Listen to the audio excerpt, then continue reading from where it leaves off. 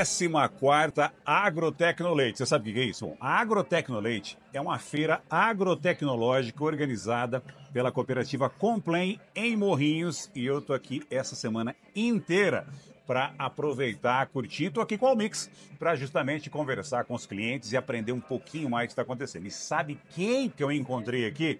Essa pessoa aqui, ó. Maria Inês, uma das maiores autoridades em sanidade avícola, pensando principalmente em galinhas de postura e matrizes pesadas, né, Maria Inês? Obrigado pelo seu tempo, obrigado pelo patrocínio, sabe por quê? Porque a gente está aqui graças a Nutrial, que é parceira da Almix e atende a Complém, né? Mas você brincou comigo agora há pouco. Peraí, mas a gente está numa feira de leite, você traz alguém de galinha para conversar? Falar de ovos, de galinha, de frango. Mas você é veterinária, Marinês, ou zootecnista? Sou veterinária. A primeira veterinária da UFG de Goiás a trabalhar com aves. Mais de 4 décadas. Eu não perguntei o tempo, viu, gente? Não perguntei. Há mais de 4 décadas. Marinês, e presente aqui na feira da Complém, que a gente chama, na Agrotecnoleite. Por qual motivo? O que você vê de interessante, de importante participar nessa feira aqui? Então, nós somos a Nutrial, né? É uma empresa que eu sou sócia, né? Junto com a minha irmã e o Paulo. E nós sempre tivemos ligados com a produção animal, com a produção de alimentos, né? Esse sempre foi o nosso foco, né? E até o nosso lema é nutrir quem nutre o mundo. Então, a Complém é uma empresa que eu conheço desde que eu me formei. E fui trabalhar na área técnico-comercial, né? A Complém sempre foi cliente da Nutrial e dos nossos parceiros. Então, apoiando quem apoia a produção de alimentos. É uma relação de longa data já. Sim, décadas. 87, pelo menos. 88. Maravilha. E, Marinês, Morrinhos é uma cidade conhecida, uma região que está chama Estrada de Ferro, né? Região da Estrada de Ferro. E é uma região, uma grande bacia leiteira de Goiás. Como que você vê a evolução de quando você começou a trabalhar, embora você seja focada no leite, né? Mas você vê no frango, você acompanha essa evolução. Como que você vê a evolução da pecuária leiteira em Goiás? Nesse tempo todo? Sim, houve uma grande evolução. Na verdade, o meu primeiro trabalho, durante 6 meses, eu fui a primeira veterinária da Cooperbelgo, de Bela Vista de Goiás. Bela Vista de Goiás, outra empresa importante. Enquanto eu aguardava para entrar na avicultura, né, que era a minha tendência de trabalho e tudo, e eu fiquei na Cooperbelgo, fui a primeira veterinária da Cooperbelgo. E nesse período, né, realmente a gente viu um avanço muito grande. Aqui mesmo na região, né, tem empresas extremamente tecnificadas, né, na produção de leite. Assim como na avicultura, houve uma grande queda dos pequenos produtores. Dos produtores que não se organizaram, que não se tecnificaram. Não porque fossem pequenos, mas porque realmente não se organizaram. Não fizeram escala. Não fizeram escala, não fizeram sucessão na fazenda, né? Então, na avicultura, por exemplo, tem um município de São Paulo que tinha 132 granjas de poedeiras, hoje não tem nenhuma. E isso também a gente vê com a produção de leite, aconteceu também isso, né? Não diminuiu, pelo contrário, aumentou a produção de leite na mão de menos profissionais. Profissionalizou o seu negócio, pode dizer que isso? Muito profissional. E como assim uma profissional que entrou, você estava falando que você ficou um tempo na Cooperbelgo, até que você conseguisse entrar onde era seu sonho. Você entrou na faculdade com o sonho de trabalhar com aves? Sim. Ou isso foi despertado na faculdade? Não, eu fui para trabalhar com aves. Eu morei na fazenda até os 12 anos de idade e eu era encantada de ir com meu pai colocar as galinhas chocas para chocar. Quando o pintinho nascia, eu sempre falava, papai, como é que ele sabe que é a hora dele nascer? Como é que avisa para ele que é a hora dele furar o bico e nascer sozinho, né? Uhum. Eu falava, o bezerro, o leitão, a vaca expulsa, a égua expulsa o potrinho e o pintinho nasce sozinho, né? Ele mesmo bica o ovo e nasce sozinho. E eu sempre, como que um ovo, né? Como que ele gerava ali, né? Só com aquilo que está dentro dele, ele gerava uma vida. Então, realmente, assim, e aí eu comecei a ler também, né, na época da faculdade, ali antes de ir para a faculdade, ler sobre a produção de alimentos, né, que eu realmente queria focar nisso. E aí eu comecei a entender um pouco que a avicultura realmente era a produção de alimentos da forma mais barata e mais rápida, né? Era a forma de alimentar o mundo de forma mais rápida e mais barata. E isso vem crescendo nas últimas décadas, mas parece que agora deu uma acelerada, particularmente na parte de ovos, né? Aumentou a produção de ovos ou é só por uma questão econômica, procura, que isso tem acontecido? Quando eu entrei na Granja Saito, que foi a primeira empresa que eu trabalhei, ali em Bela Vista de Goiás, e tinha unidades também em São Paulo, tinha um preconceito muito grande com ovos. A indústria de cereais matinais nos Estados Unidos, ela fez uma campanha muito forte contra os ovos, porque como os ovos sempre, nos outros países, principalmente, ele é um alimento matinal. E aí precisavam de tirar algum alimento para poder entrar com os sucrilhos, com os Kellogg's. O cornflakes. Sim, com os cornflakes. Então começaram a fazer uma forte campanha que o ovo tinha colesterol, que quem comesse mais de um ovo por dia morria. E aí se juntou, né, no mundo inteiro, principalmente nos Estados Unidos, especialistas que foram estudando, juntando médicos e mostrando que isso era uma inverdade, isso era uma grande mentira e se conseguiu provar que o ovo realmente é um alimento completo, só não é tão completo quanto o leite materno, né? Mas ele em termos de a clara é o melhor balanceamento que tem de aminoácidos, né? Por isso que hoje os atletas, né, buscam muito consumir clara. A gema tem colesterol sim, mas é o colesterol bom. Então, com isso, quando eu estava quando eu comecei, os brasileiros consumiam no máximo 90 ovos por habitante ano. Hoje está mais de 260 ovos no Brasil. Por habitante no Brasil. Sim. E tem países que consomem próximo de 400, como o Japão, o México, que consomem próximo de 400 ovos por habitante ano. Você come ovo? Bom, quer saber? Agora tem uma pergunta que eu quero fazer para o Marinês. Se o ovo caipira é melhor que o ovo de granja, se o ovo de casca vermelha é melhor e por que uma gema é amarelinha e outra branca? Mas isso depois dos comerciais. Segura aí, daqui a pouco a gente está de volta.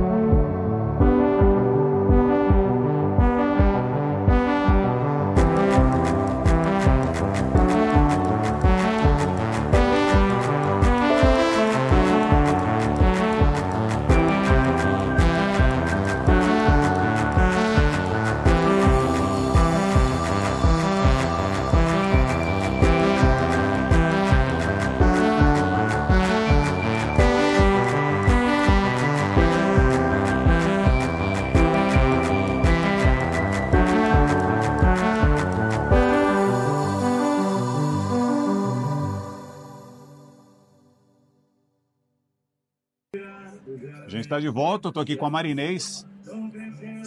Desde que eu era criança, minha avó sempre falava que o ovo caipira era melhor que o ovo de granja. Mas todo ovo não é feito na roça? Tem ovo de cidade, Marinês? Tem o ovo em criações industriais, né? Uhum. E os ovos de criações caseiras, né? Em termos de composição, eles são a mesma composição. Então é lenda aquela história de que o ovo caipira é mais nutritivo que o ovo de granja. Não, você deveria comparar ovos do mesmo tamanho. Ah, A galinha caipira, ela bota um ovo menor. Então você deveria pegar um ovo médio e comparar com o ovo médio de uma galinha caipira. então a diferença nutricional está no peso. É no peso. Não, na verdade, não é, é assim. É só porque você vai ter. O ovo, à medida que vai crescendo, ele tem uma gema maior e tem mais clara. E essa clara fica um pouco mais líquida. Certo? Então, a pessoa fala, então, assim, compare o mesmo ovo. E por que que o ovo da galinha caipira, ele tem a gema mais pigmentada? Boa, já ia te perguntar. Por que Sim. que ele é mais bonito de se ver? É porque a galinha, ela come bastante milho, né, que tem esse pigmento, né, que tem a xantofila, e ela também pasta, ela come grama, né, o dia inteiro. Ela come muito inseto. Então, só tem que se tomar um cuidado com o ovo de caipira, é que como a galinha, ela tem contato com muitas fezes, ela come tudo que ela vê pela frente, cisca tudo, ela pode ingerir salmonela, por exemplo. Sim. Então, o ovo caipira é importante que você consuma ele muito bem cozido, tá? Para que você não tenha um problema de uma salmonelose. Aí uma pergunta que eu vou te fazer, tanto pro ovo caipira quanto pro ovo industrial. É correto a gente lavar o ovo antes de colocar ele na geladeira? E o ovo tem que ser guardado na geladeira ou fora? O Brasil é um dos poucos países que não mantém o ovo refrigerado. Ah, é? Ele deveria ser mantido refrigerado. Igual leite. No supermercado, é igual leite que não foi Leite pasteurizado. barriga mole, isso. Isso. Assim como o queijo, né? O ovo deveria ser refrigerado. Você sabia disso? Porque o ovo, como ele é muito nutritivo, qualquer bactéria que conseguir furar, passar pela casca ou que já veio nele, ela vai ter um crescimento muito grande. Você falou de casca. Agora eu quero... Bom, primeiro, lava ovo quando comprar e guarda na geladeira. Não precisa lavar. O ovo de não precisa granja... lavar. Não, o caipira tem que lavar. O caipira seria bom que fosse lavado. E o caipira você tem um problema, você não vai saber a data que ele foi colocado, né? Que a galinha pôs aquele ovo. Da granja industrial, você tem ou na caixinha ou impresso no ovo a data que ele foi produzido, certo? Então, assim, mas o ovo aqui no Brasil, os ovos de granja são lavados já. Lavados e com água clorada. Então só lava se for ovo caipira.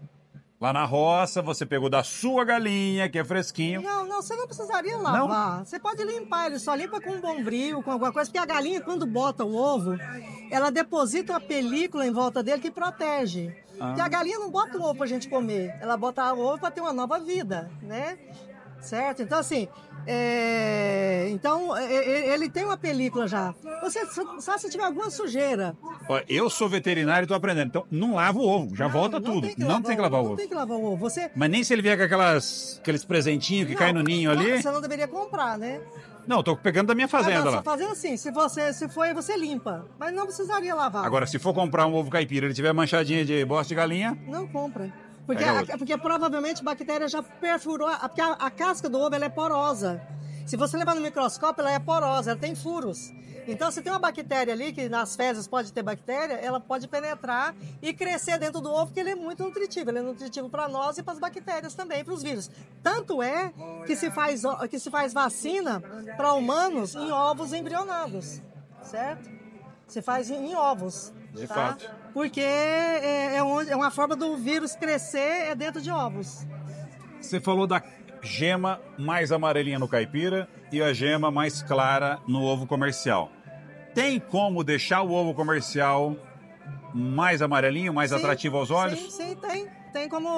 Tem os pigmentantes vermelhos e amarelos, né? Que você pode usar. Por exemplo, hoje você tem muitas granjas que não usam mais milho para a nutrição das galinhas, usam sorgo. Sim. E o sorgo não tem a xantofila que tem no milho. Então você trabalha os pigmentantes, certo? E a cantaxantina, e ela pinta, ela vai pigmentar a gema. Assim como todo mundo sabe, né? O salmão ele é bege. E ele fica daquela cor rosa por causa de pigmentante. E o maior consumidor de pigmentante no mundo é o salmão. Já que a gente está falando de pigmentação, cores de casca de ovo. Eu já vi ovo de casca branca, ovo de casca amarela, marrom, azul, verde. Por que que tem diversas colorações de casca de ovo? Isso é genético, né? Eu não tenho como fazer uma galinha que bota ovos de casca branca botar um ovo de casca azul. Isso é genético e é Tá no DNA dela já. Tá no DNA dela e são os pigmentos que ela vai depositando, né? A galinha leva 20 horas para formar uma casca. Ele sai, né? O óvulo sai do ovário, cai no infundíbulo, vai juntando a clara mais durinha, a clara mais mole, forma pele, aí forma a casca. Então, quando ele chega no útero, ele fica 20 horas formando a casca. É ali que essa galinha ela deposita esses pigmentos que fazem a cor. Mas não tem, isso não afeta em nada a composição do ovo. Não dá diferença nutricional nenhuma. Você vai acabar só pagando, beleza. Você vai pagar mais caro, né? Aí eu pago. Se tiver um ovinho azul, vermelhinho, eu pago mais. Isso é preferência. Por exemplo, na Europa, a maior parte dos países da Europa, as pessoas comem ovos de casca vermelha, casca marrom. Você já vai para os Estados Unidos, comem de casca branca. Então é muito de preferência só. Aí uma pergunta que eu te faço. Quando a gente vai para o mercado, a gente tem ovo de casca vermelha, ovo de casca branca. E geralmente o ovo de casca vermelha é mais caro. Sim. Por quê? Porque a galinha vermelha, ela é uma galinha mais pesada, ela tem uma conversão alimentar pior, né? Ela tem um ciclo de produção um pouquinho pior, já melhorou muito, mas tem um pouquinho pior. É porque realmente ele é mais caro. E na mesma gaiola eu ponho menos galinhas do que eu ponho a branca, porque ela é mais pesada. Certo. É porque realmente o custo de produção desse ovo é maior. Mas nutricionalmente... É a mesma coisa. Trinca na casca. Eu vou ao mercado e eu chego lá no mercado, tá aquela bandejão, porque em casa a gente come muito ovo. Essa média de 200, 300 ovos, em casa a gente bate ela facinho, meio ano. Uhum. Mas bora lá. Eu chego no mercado e alguns ovos, algumas marcas particularmente, tem ovos como se eles tivessem varizes, veiazinhas mais escurecidas. O que é isso? Isso é problema? Eu posso comprar esse ovo ou devo evitar? E por que acontece? Normalmente assim, nas granjas industriais, o ovo já passa por uma máquina e por uma ovoscopia, onde são retirados esses ovos. Tanto os ovos de casca fina, como os trincados e os quebrados, né? Os trincados, eles devem ir para pasteurização. Aí vira o ovo industrial. Sim. Pode acontecer, às vezes, de algum ovo que não foi percebido, né? Porque hoje já tem máquinas que ela mesma retira esses ovos. As máquinas mais comuns é o próprio ser humano que visualiza, né? Tem a ovoscopia e ele visualiza e ele retira esse ovo.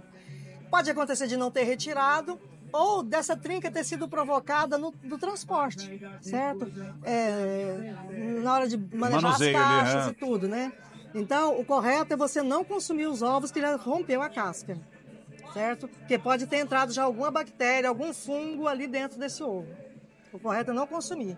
Tá vendo? Você sabia tudo isso de ovo? Não? Bom, se você tiver qualquer dúvida, como é que faz para entrar em contato com a Marinês, para entrar em contato com a Nutrial? A Nutrial, nós temos... nós estamos nas redes sociais, no Instagram, e pode também ligar na Nutrial, né, no 62 3942 3450. Fica na Avenida não, agora chama... Agrovia Castelo Branco. Uma avenida, quem conhece Goiânia e área do agronegócio sabe, é onde é o coração do agronegócio pecuário, particularmente do Brasil, acontece em Goiânia, na Agrovia Castelo Branco, e a Nutrial está bem ali no comecinho dela. Nós estamos bem no comecinho, e como somos a única loja, né, especializada em produção, né, de aves e suínos, então a gente recebe, os nossos amigos da Castelo Branco sempre mandam os clientes lá para a Nutrial. E temos 2 colegas ali no balcão que conhecem muito de criação doméstica, né, que podem ajudar bastante. Espero que você tenha gostado. Eu adorei. Tive uma aula como veterinário, tive grandes professores, mas aqui, ó, cola nela, que é certeza de sucesso. Obrigado, Marinês. Ok, obrigado a vocês e vamos lá.